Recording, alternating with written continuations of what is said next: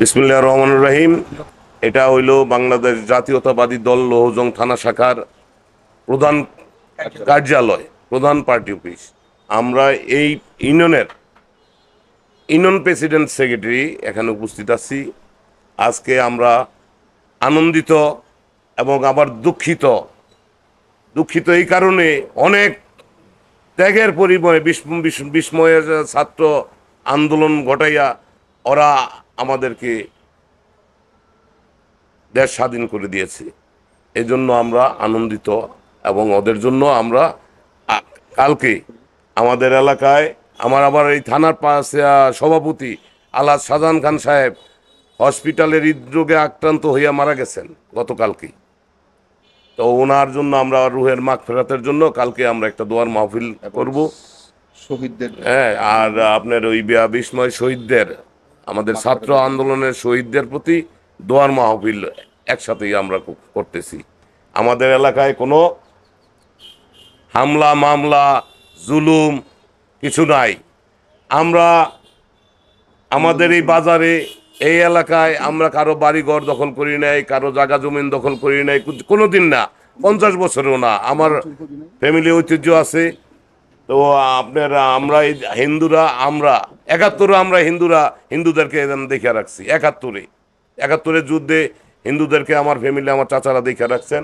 আজকে আমাদের বাজারে আমরা প্রত্যেক হিন্দু দোকানে, বাজারের দোকানদারকে সবাইকে আমরা এই 5 দিন যাবৎ বলছি যে আমরা পাহারায় আছি, তোমরা সবাই দোকানে থাকো, শান্তিপূর্ণভাবে দোকানদারি করো। কেউ যদি গোপনে কেউ হামলা টামলা করে আমাদেরকে বলবা, আমরা নিজেরা বাদী হইয়া তাকে থানায় দিয়ে দিব, আইনের হাতে সোপর্দ করে দিব।